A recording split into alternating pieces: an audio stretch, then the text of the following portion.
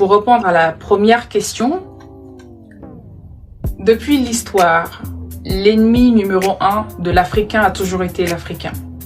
Je suis bel et bien consciente du fait que malheureusement, pendant qu'on cherche à pousser certains de nos confrères, de nos frères et sœurs vers l'avant, ce sont parmi eux certains qui cherchent à nous tirer vers l'arrière.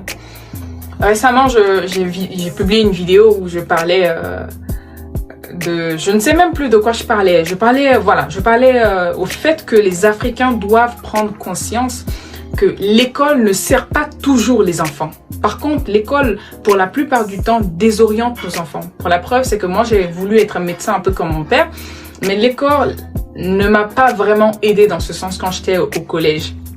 Pourquoi? Parce qu'ils m'ont désorienté plutôt que de m'orienter en fait. Et du coup, j'ai essayé de parler de ça.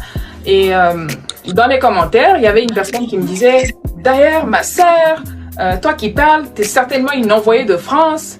Je prie qu'on ferme tes comptes. Je prie que tu n'existes plus sur TikTok. » Depuis que je suis sur les réseaux sociaux, ça fait à peu près 8 mois maintenant, si je dis pas de bêtises, c'est la première fois que je vois un commentaire qui m'a choquée. La plupart du temps, je dis assez souvent moi, mais les gens de qui je suis entourée, donc ma communauté sur les réseaux sociaux, c'est une des communautés les plus respectueuses. Pour te dire, la plupart du temps, quand je parle aux gens, très peu en fait me tutoient. La plupart de ces personnes me voient.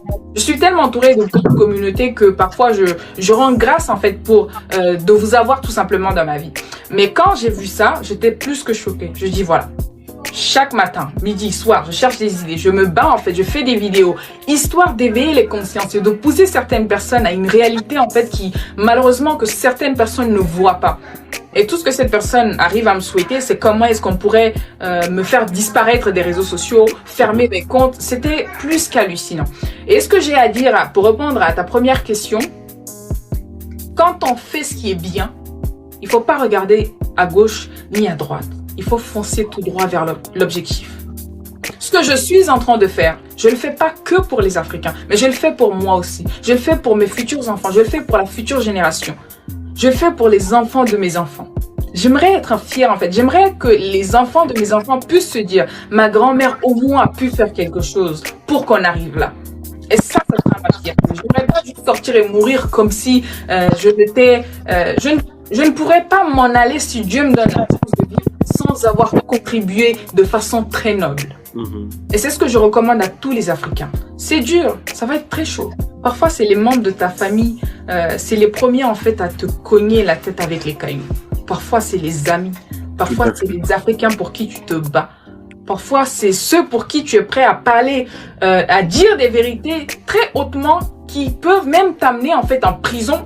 Parce que parfois, il faut savoir que le fait de parler, c'est tellement délicat, la communication, parce que tu peux dire des choses qui vont pas satisfaire d'autres personnes. Et tu auras gagné des ennemis inutilement. Et pour tout ça, en fait, pour tes frères et sœurs africains.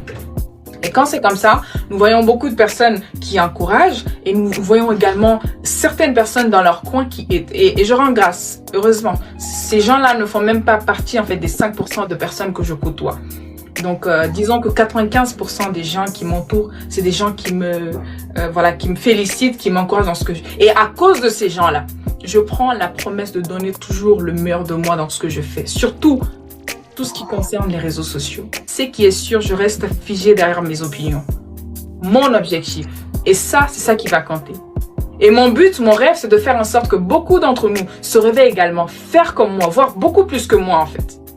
Donc, avec les Africains, c'est toujours ça. Mais on finira par trouver une porte de sortie. J'en suis sûre.